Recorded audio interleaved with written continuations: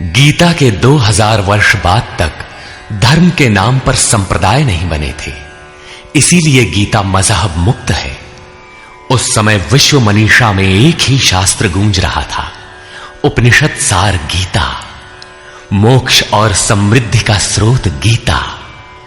शास्त्र पढ़ने की अपेक्षा उसका श्रवण अधिक लाभदायक है, क्योंकि उच्चारण की शुद्धता इत्यादि में एकाग्रता बंट जाती है। इसीलिए सरल भाषा में रूपांतरित यथार्थ गीता आपकी सेवा में प्रस्तुत है।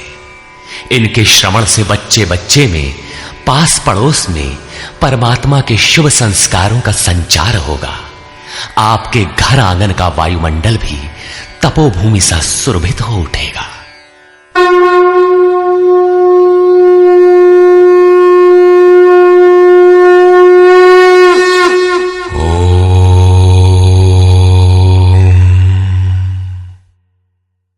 श्री परमात्मने नमः। यथार्थ गीता, श्रीमद् भगवत गीता, अथाष्टमो अध्याय। 7वें अध्याय के अंत में योगेश्वर श्री कृष्ण ने कहा कि पुण्य कर्म अर्थात नियत कर्म आराधना को करने वाले योगी संपूर्ण पापों से छूटकर उस व्याप्त ब्रह्म को जानते हैं। अर्थात कर्म कोई ऐसी वस्तु है जो व्याप्त ब्रह्म की जानकारी दिलाता है। उस कर्म को करने वाले व्याप्त ब्रह्म को, संपूर्ण कर्म को, संपूर्ण अध्यात्म को, संपूर्ण अधिदैव, अधिभूत और अधियज्ञ सहित मुझको जानते हैं। अतः कर्म कोई ऐसी वस्तु है जो इन सब से परिचित कराती है। वे अंतकाल में भी मुझको ही जानते हैं। उनकी जानकारी कभी विस्मृत नहीं होती। इस पर अर्जुन ने इस अध्याय के प्रारंभ में ही उन्हीं शब्दों को दोहराते हुए प्रश्न रखा। हे पुरुषोत्तम, वो ब्रह्म क्या है, अध्यात्म क्या है, कर्म क्या है, अधिभूत तथा अधिदैव किसे कहा जाता है? हे मधुसूदन, यहां अधियज्ञ कौन है और वह इस शरीर में कैसे है? सिद्ध है कि अधियज्ञ अर्थात यज्ञ का अधिष्ठाता कोई ऐसा पुरुष है जो मनुष्य शरीर के आधार वाला है। समाहित चित्त वाले पुरुषों द्वारा अंत समय में आप किस प्रकार जानने में आते हैं? इन 7 प्रश्नों का क्रम से निर्णय देने के लिए योगेश्वर श्री कृष्ण बोले, अक्षरम ब्रह्म परमम, जो अक्षय है, जिसका क्षय नहीं होता, वही परम ब्रह्म है। स्वभावः अध्यात्मम उच्यते, स्वयं में स्थिर भाव ही अध्यात्म अर्थात आत्मा का आधिपत्य है। इससे पहले सभी माया के आधिपत्य में रहते हैं, किंतु जब स्वभाव अर्थात स्वरूप में स्थिर भाव अर्थात स्वयं में स्थिर भाव मिल जाता है तो आत्मा का ही आधिपत्य उसमें प्रवाहित हो जाता है। यही अध्यात्म है, अध्यात्म की पराकाष्ठा है। भूत भावोद्भव करः, भूतों के वे भाव जो कुछ न कुछ उद्भव करते हैं, अर्थात प्राणियों के वे संकल्प जो भले अथवा बुरे संस्कारों की संरचना करते हैं, उनका विसर्ग अर्थात विसर्जन, उनका मिट जाना ही कर्म की पराकाष्ठा है। यही संपूर्ण कर्म है जिसके लिए योगेश्वर ने कहा था, वो संपूर्ण कर्म को जानता है। वहां कर्म पूर्ण है, आगे आवश्यकता नहीं है। नियत कर्म, इस अवस्था में जबकि भूतों के वे भाव जो कुछ न कुछ रचते हैं, भले अथवा बुरे संस्कार संग्रह करते हैं, बनाते हैं, वे जब सर्वथा शांत हो जाएं, यही कर्म की संपूर्णता है। इसके आगे कर्म करने की आवश्यकता नहीं रह जाती। अतः कर्म कोई ऐसी वस्तु है जो भूतों के संपूर्ण संकल्पों को, जिनसे कुछ न कुछ संस्कार बनते हैं, उनका शमन कर देती है। कर्म का अर्थ है आराधना, चिंतन, जो यज्ञ में है। जब तक अक्षय भाव नहीं मिलता, तब तक नष्ट होने वाले संपूर्ण क्षर भाव अधिभूत अर्थात भूतों के अधिष्ठान है। वही भूतों की उत्पत्ति के कारण है। पुरुषः च अधिदैवतम, और प्रकृति से परे जो परम पुरुष है वही अधिदैव अर्थात संपूर्ण देवों दैवी संपद का अधिष्ठाता है। दैवी संपद उसी परम देव में विलय हो जाती है। देहधारियों में श्रेष्ठ अर्जुन, इस मनुष्य तन में मैं ही अधियज्ञ अर्थात यज्ञों का अधिष्ठाता हूं। अतः इसी शरीर में अव्यक्त स्वरूप में स्थित महापुरुष ही अधियज्ञ है। योगेश्वर श्री कृष्ण एक योगी थे जो संपूर्ण यज्ञों का भोक्ता है। अंत में यज्ञ उसमें प्रवेश पा जाते हैं, वही परम स्वरूप मिल जाता है। इस प्रकार अर्जुन के 6 प्रश्नों का समाधान हुआ। अब अंतिम प्रश्न कि अंत काल में कैसे आप जानने में आते हैं जो कभी विस्मृत नहीं होते। योगेश्वर श्री कृष्ण कहते हैं, जो पुरुष अंत काल में अर्थात मन के निरोध और विलय काल में मेरा ही स्मरण करते हुए शरीर के संबंध को छोड़ अलग हो जाता है, वो मद्भावम साक्षात मेरे स्वरूप को प्राप्त होता है, इसमें संशय नहीं है। शरीर का निधन शुद्ध अंतकाल नहीं है। मरने के बाद भी शरीरों का क्रम पीछे लगा रहता है। संचित संस्कारों की सतह के मिट जाने के साथ ही मन का निरोध हो जाता है, और वो मन भी जब विलय हो जाता है तो वहीं पर अंतकाल है, जिसके बाद शरीर धारण नहीं करना पड़ता। ये क्रियात्मक है, केवल कहने से वार्ताक्रम से समझ में नहीं आता।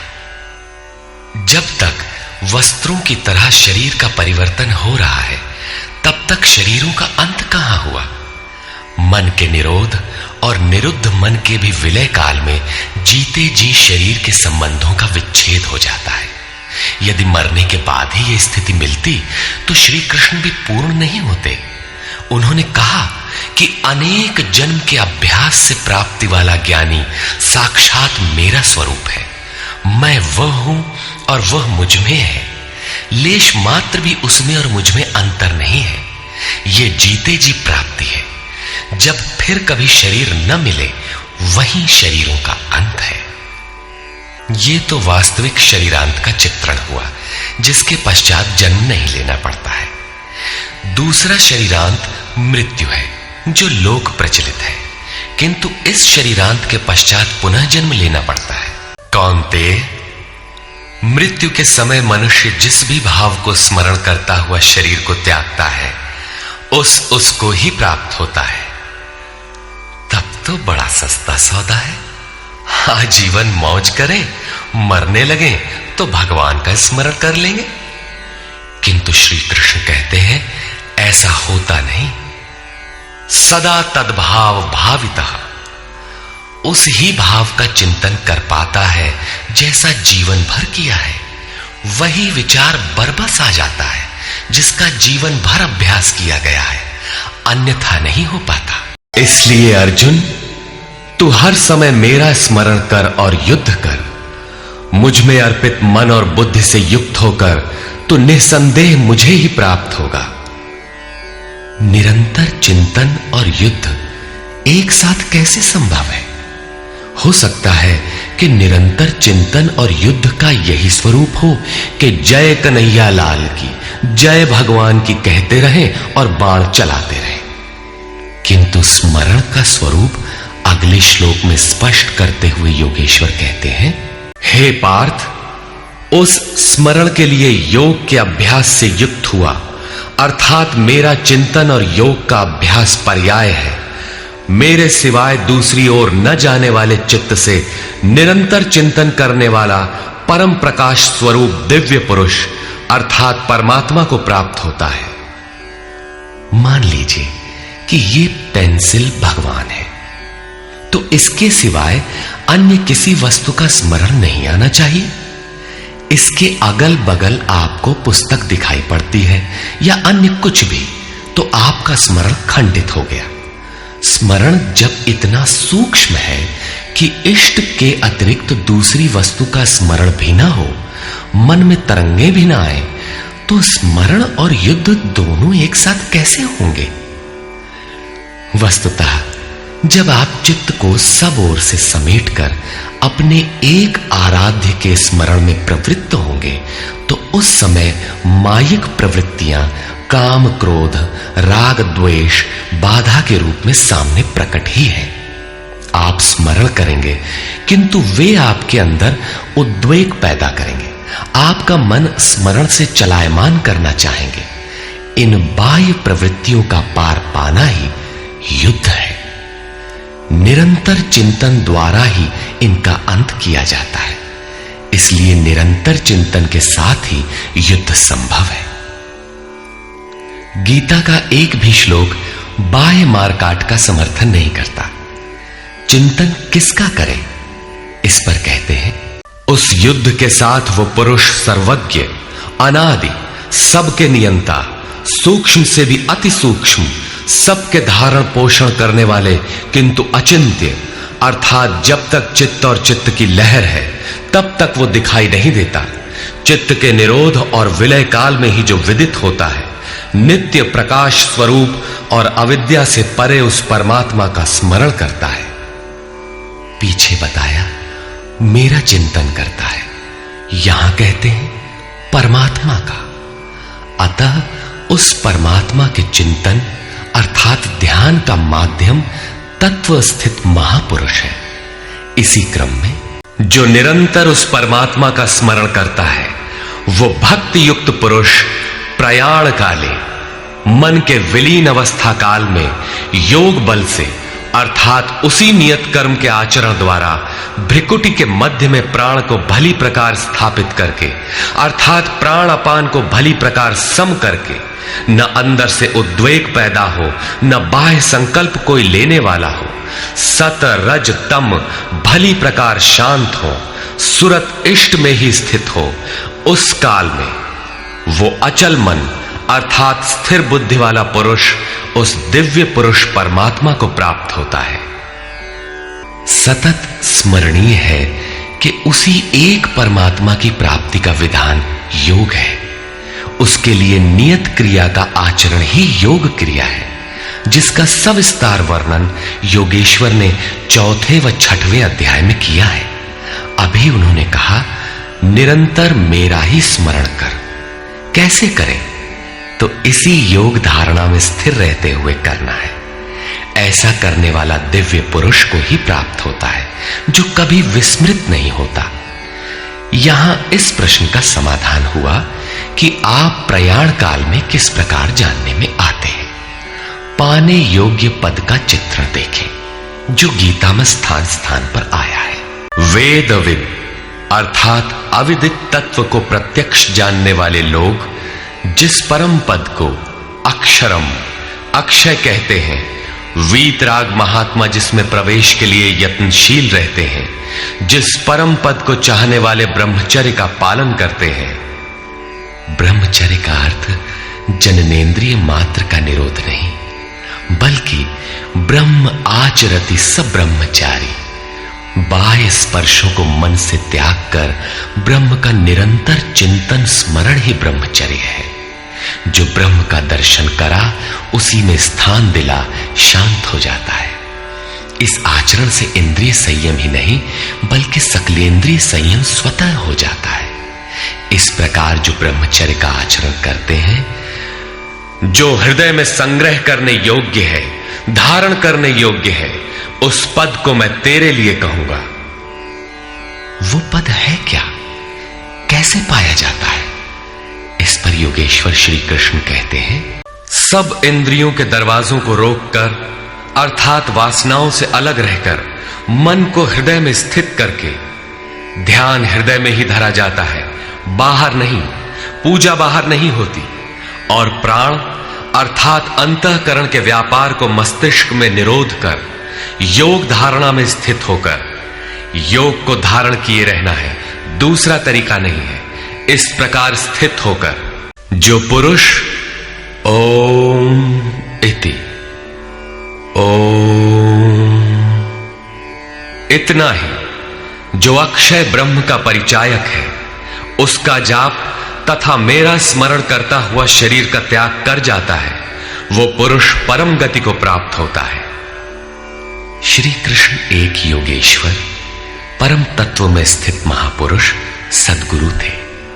योगेश्वर श्री कृष्ण ने बताया कि ओम अक्षय ब्रह्म का परिचायक है, तू उसका जप कर और ध्यान मेरा कर। प्राप्ति के हर महापुरुष का नाम वही होता है जिसे वो प्राप्त है, इसलिए नाम ओम का बताया और रूप अपना। योगेश्वर ने कृष्ण कृष्ण जपने का निर्देश नहीं दिया। कालांतर में भावुकों ने उनका भी नाम जपना आरंभ कर दिया और अपनी श्रद्धा के अनुसार उसका फल भी पाते हैं। जैसा कि मनुष्य की श्रद्धा जहां टिक जाती है, वहां मैं ही उसकी श्रद्धा को पुष्ट करता तथा मैं ही फल का विधान भी करता हूं। श्री कृष्ण ओम पर बल देते हैं। ओहम स ओम, अर्थात वो सत्ता मेरे भीतर है। ये ओम भी उस परम सत्ता का परिचय देकर शांत हो जाता है। वास्तव में उस प्रभु के अनंत नाम है, किंतु जप के लिए वही नाम सार्थक है जो छोटा हो, श्वास में ढल जाए और एक परमात्मा का ही बोध कराता हो। उससे भिन्न अनेक देवी देवताओं की अविवेकपूर्ण कल्पना में उलझाकर लक्ष्य से दृष्टि न हटा दे। प्रारंभिक साधक नाम तो जपते हैं, किंतु महापुरुष के स्वरूप का ध्यान करने में हिचकते हैं। वे अपनी अर्जित मान्यताओं का पूर्वाग्रह छोड़ नहीं पाते। वे किसी अन्य देवता का ध्यान करते हैं जिसका योगेश्वर श्री कृष्ण ने निषेध किया है। अतः पूर्ण समर्पण के साथ किसी अनुभवी महापुरुष की शरण लें। पुण्य पुरुषार्थ सबल होते ही कुतर्कों का शमन और यथार्थ क्रिया में प्रवेश मिल जाएगा। योगेश्वर श्री कृष्ण के अनुसार इस प्रकार ओम के जप और परमात्म स्वरूप सद्गुरु के स्वरूप का निरंतर स्मरण करने से मन का निरोध और विलय हो जाता है और उसी क्षण शरीर के संबंध का त्याग हो जाता है। केवल मरने से शरीर पीछा नहीं छोड़ता। मेरे अतिरिक्त और कोई चित्त में है ही नहीं।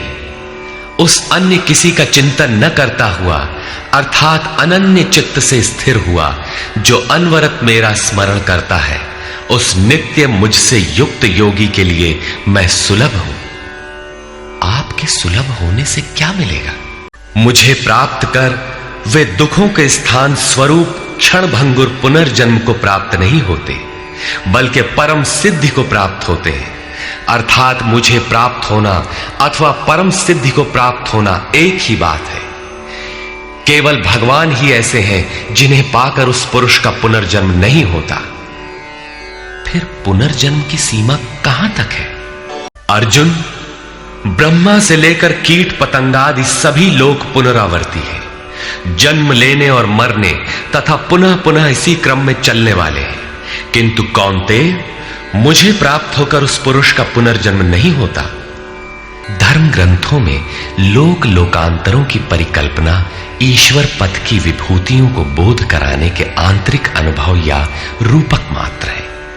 अंतरिक्ष में न तो कोई ऐसा गड्ढा है जहां कीड़े काटते हों और न ऐसे महल जिसे स्वर्ग कहा जाता हो। दैवी संपत्ति से युक्त पुरुष देवता और आसुरी संपत्ति से युक्त मनुष्य ही असुर है।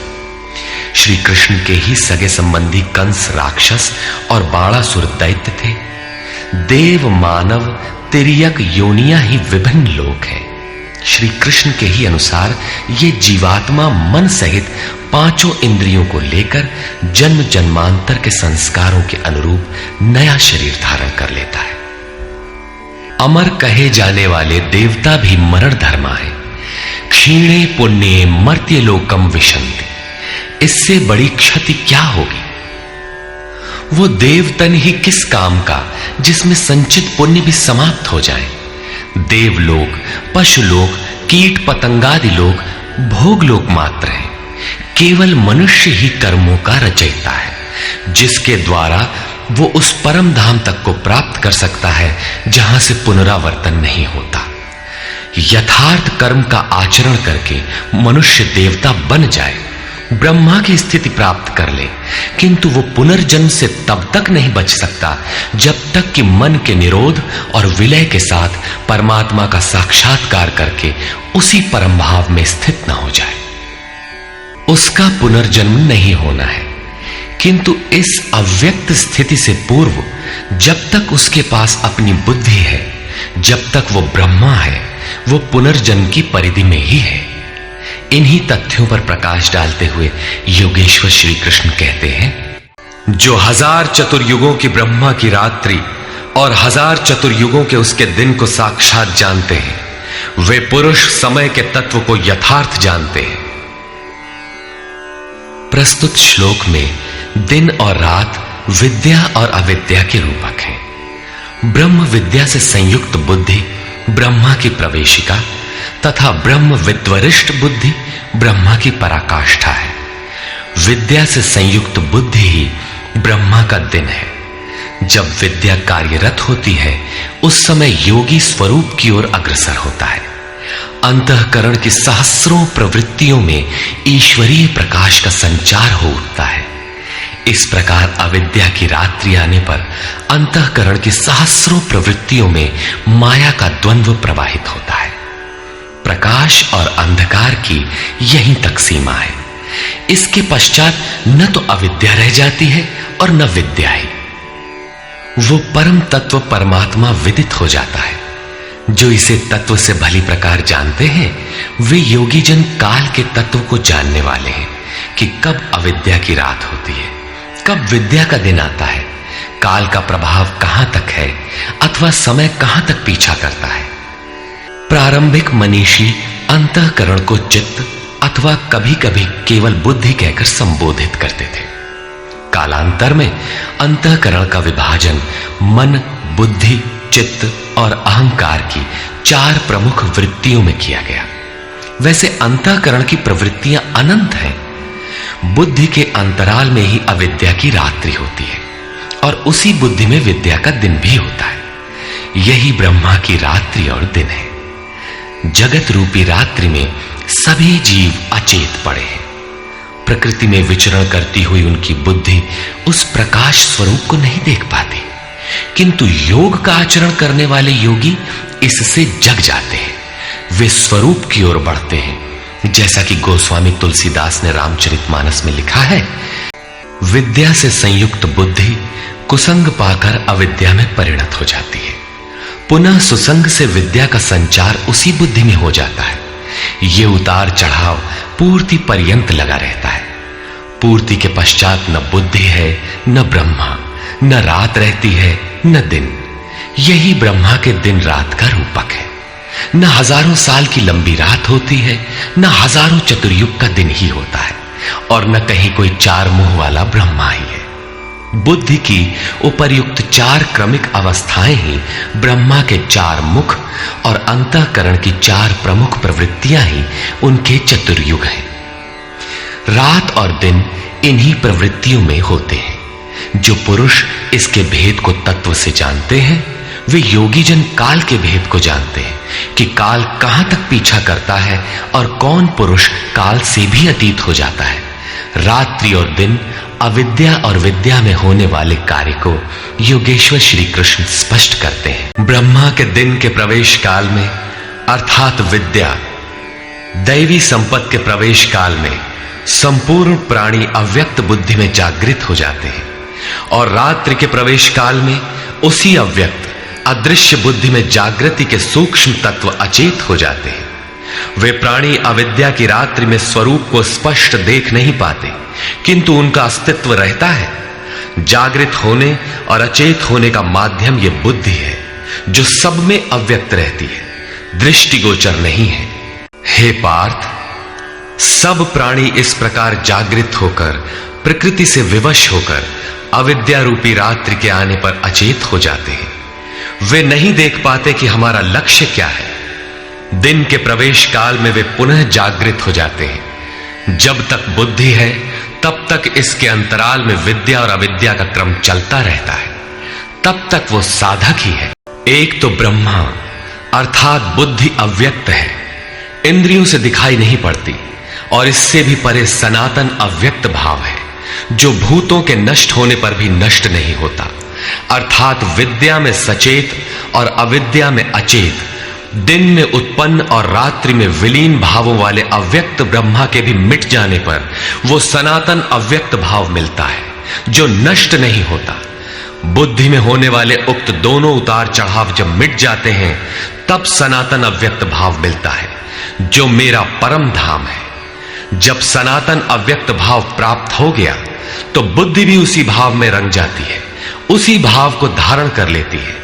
इसलिए वो बुद्धि स्वयं तो मिट जाती है और उसके स्थान पर सनातन अव्यक्त भाव ही शेष बचता है। उस सनातन अव्यक्त भाव को अक्षर अर्थात अविनाशी कहा जाता है, उसी को परम गति कहते हैं। वही मेरा परम धाम है जिसे प्राप्त होकर मनुष्य पीछे नहीं आते, उनका पुनर्जन्म नहीं होता। इस सनातन अव्यक्त भाव की प्राप्ति का विधान बताते हैं। पार्थ, जिस परमात्मा के अंतर्गत संपूर्ण भूत है, जिससे संपूर्ण जगत व्याप्त है, सनातन अव्यक्त भाव वाला वो परम पुरुष अनन्य भक्ति से प्राप्त होने योग्य है। अनन्य भक्ति का तात्पर्य है कि परमात्मा के सिवाय अन्य किसी का स्मरण न करते हुए उनसे जुड़ जाए। अनन्य भाव से लगने वाले पुरुष भी कब तक पुनर्जन्म की सीमा में हैं और कब वे पुनर्जन्म का अतिक्रमण कर जाते हैं, इस पर योगेश्वर कहते हैं, हे अर्जुन, जिस काल में शरीर त्याग कर गए हुए योगी जन पुनर्जन्म को नहीं पाते और जिस काल में शरीर त्यागने पर पुनर्जन्म पाते हैं, मैं अब उस काल का वर्णन करता हूं। शरीर संबंध का त्याग करते समय जिसके समक्ष ज्योतिर्मय अग्नि जल रहा हो, दिन का प्रकाश फैला हो, सूर्य चमक रहा हो, शुक्ल पक्ष का चंद्र बढ़ रहा हो, उत्तरायण का निरभ्र और सुंदर आकाश हो, उस काल में प्रयाण करने वाले ब्रह्मवेत्ता योगी जन ब्रह्म को प्राप्त होते हैं। अग्नि ब्रह्म तेज का प्रतीक है, दिन विद्या का प्रकाश है, शुक्ल पक्ष निर्मलता का द्योतक है, विवेक, वैराग्य, शम, दम, तेज और प्रज्ञा ये षडैश्वर्य ही षण्मास है। ऊर्ध्व रेता स्थिति ही उत्तरायण है। प्रकृति से सर्वथा परे इस अवस्था में जाने वाले ब्रह्मवेत्ता योगी जन ब्रह्म को प्राप्त होते हैं, उनका पुनर्जन्म नहीं होता। किंतु अनन्य चित्त से लगे हुए योगी जन यदि इस आलोक को प्राप्त नहीं कर पाए, जिनकी साधना अभी पूर्ण नहीं, उनका क्या होता है, इस पर कहते हैं, जिसके प्रयाण काल में धुआं फैल रहा हो, योगाग्नि हो, अग्नि यज्ञ प्रक्रिया में पाए जाने वाले अग्नि का स्वरूप है, किंतु धुएं से आच्छादित हो, अविद्या की रात्रि हो, अंधेरा हो, कृष्ण पक्ष का चंद्रमा क्षीण हो रहा हो, कालिमा का बाहुल्य हो, षड विकारों अर्थात काम, क्रोध, लोभ, मोह, मद और मत्सर से युक्त दक्षिणायन अर्थात बहिर्मुखी हो, जो परमात्मा के प्रवेश से अभी बाहर है, उस योगी को पुनः जन्म लेना पड़ता है। तो क्या शरीर के साथ उस योगी की साधना नष्ट हो जाती है? इस पर योगेश्वर श्री कृष्ण कहते हैं, उपर्युक्त शुक्ल और कृष्ण दोनों प्रकार की गतियां जगत में शाश्वत हैं, अर्थात साधन का कभी विनाश नहीं होता।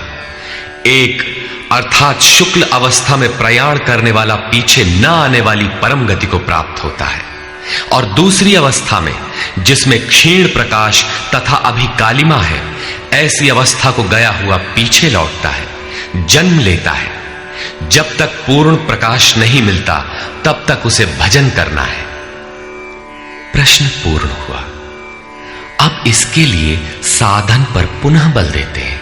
हे पार्थ, इस प्रकार इन मार्गों को जानकर कोई भी योगी मोहित नहीं होता।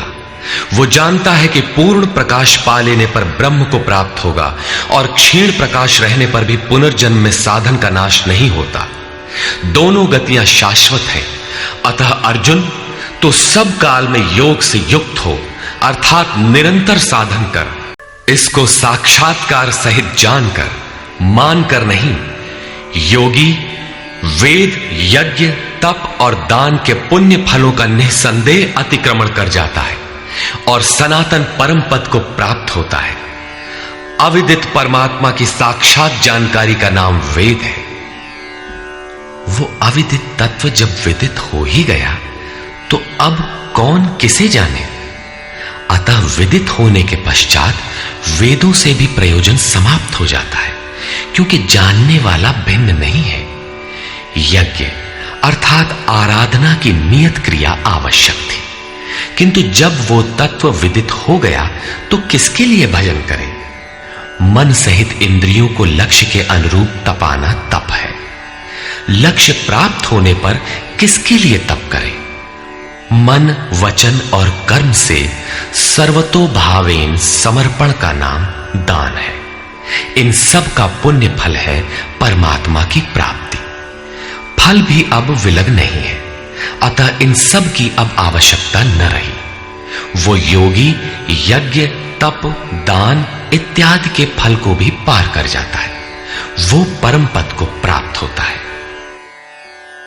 निष्कर्ष, इस अध्याय में 5 प्रमुख बिंदुओं पर विचार किया गया, जिनमें सर्वप्रथम अध्याय 7 के अंत में योगेश्वर श्री कृष्ण द्वारा बीजारोपित प्रश्नों को स्पष्ट समझाने की जिज्ञासा से इस अध्याय के आरंभ में अर्जुन ने 7 प्रश्न किए कि भगवान, जिसे आपने कहा वह ब्रह्म क्या है, वह अध्यात्म क्या है, वह संपूर्ण कर्म क्या है, अधिदैव, अधिभूत और अधियज्ञ क्या है, और अंतकाल में आप किस प्रकार जानने में आते हैं कि कभी विस्मृत नहीं होते। योगेश्वर श्री कृष्ण ने बताया कि जिसका विनाश नहीं होता वही पर ब्रह्म है। स्वयं की उपलब्धि वाला परम भाव ही अध्यात्म है, जिससे जीव माया के आधिपत्य से निकलकर आत्मा के आधिपत्य में हो जाता है, वही अध्यात्म है। और भूतों के वे भाव जो शुभ अथवा अशुभ संस्कारों को उत्पन्न करते हैं, उन भावों का रुक जाना, विसर्ग, मिट जाना ही कर्म की संपूर्णता है। इसके आगे कर्म करने की आवश्यकता नहीं रह जाती। अतः कर्म कोई ऐसी वस्तु है जो संस्कारों के उद्गम को ही मिटा देता है। इसी प्रकार क्षर भाव अधिभूत हैं, अर्थात नष्ट होने वाले ही भूतों को उत्पन्न करने में माध्यम है। वे ही भूतों के अधिष्ठाता हैं। परम पुरुष ही अधिदैव है, उसमें दैवी संपद विलीन होती है। इस शरीर में अधियज्ञ मैं ही हूं, अर्थात जिसमें यज्ञ विलय होते हैं वह मैं हूं। यज्ञ का अधिष्ठाता हूं, वह मेरे स्वरूप को ही प्राप्त होता है, अर्थात श्री कृष्ण एक योगी थे। अधियज्ञ कोई ऐसा पुरुष है जो इस शरीर में रहता है, बाहर नहीं। अंतिम प्रश्न कि अंत समय में आप किस प्रकार जानने में आते हैं। उन्होंने बताया कि जो मेरा निरंतर स्मरण करते हैं, मेरे सिवाय किसी दूसरे विषय वस्तु का चिंतन नहीं आने देते और ऐसा करते हुए शरीर का संबंध त्याग देते हैं, वे मेरे साक्षात स्वरूप को प्राप्त होते हैं, जिसे अंत में ही वही प्राप्त रहता है। शरीर की मृत्यु के साथ यह उपलब्धि होती हो ऐसी बात नहीं है। मरने पर ही मिलता तो श्री कृष्ण पूर्ण न होते। अनेक जन्मों में चलकर पाने वाला ज्ञानी उनका स्वरूप न होता। मन का सर्वथा निरोध और निरुद्ध मन का भी विलय ही अंतकाल है, जहां फिर शरीरों की उत्पत्ति का माध्यम शांत हो जाता है। उस समय वह परम भाव में प्रवेश पा जाता है, उसका पुनर्जन्म नहीं होता। इस प्राप्ति के लिए उन्होंने स्मरण का विधान बताया। अर्जुन, निरंतर मेरा स्मरण कर और युद्ध कर, दोनों एक साथ कैसे होंगे? कदाचित ऐसा हो कि जय गोपाल हे कृष्ण कहते रहें, लाठी भी चलाते रहें। स्मरण का स्वरूप स्पष्ट किया कि योग धारणा में स्थिर रहते हुए मेरे सिवाय अन्य किसी भी वस्तु का स्मरण न करते हुए निरंतर स्मरण कर। जब स्मरण इतना सूक्ष्म है तो युद्ध कौन करेगा? मान लीजिए यह पुस्तक भगवान है, तो इसके अगल बगल की वस्तु, सामने बैठे हुए लोग या अन्य देखी सुनी कोई वस्तु संकल्प में भी न आए, दिखाई न पड़े। यदि दिखाई पड़ती है तो स्मरण नहीं है। ऐसे स्मरण में युद्ध कैसा? वस्तुतः जब आप इस प्रकार निरंतर स्मरण में प्रवृत्त होंगे तो उसी क्षण युद्ध का सही स्वरूप खड़ा होता है। उस समय मायिक प्रवृत्तियां बाधा के रूप में प्रत्यक्ष ही हैं। काम, क्रोध, राग, द्वेष दुर्जय शत्रु हैं। ये शत्रु स्मरण करने नहीं देंगे। इनसे पार पाना ही युद्ध है। इन शत्रुओं के मिट जाने पर ही व्यक्ति परम गति को प्राप्त होता है।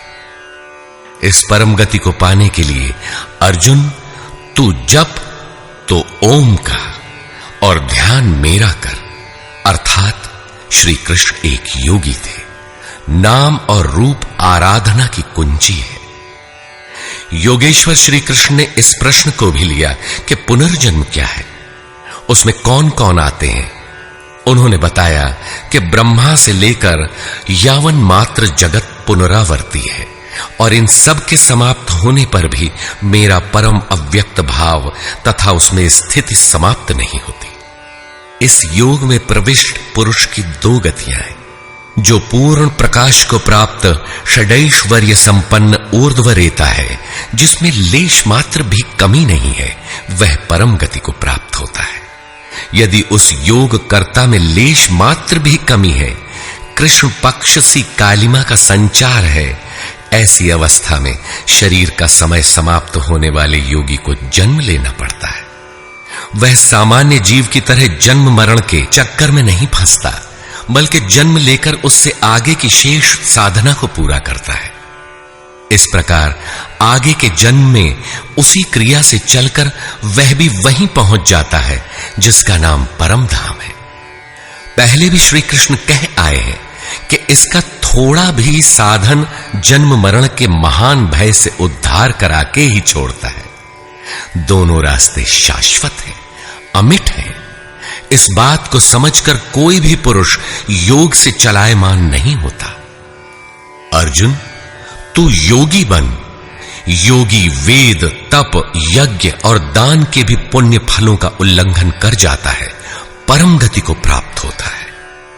इस अध्याय में स्थान स्थान पर परम गति का चित्रण किया गया है, जिसे अव्यक्त, अक्षय और अक्षर कहकर संबोधित किया गया है, जिसका कभी क्षय अथवा विनाश नहीं होता।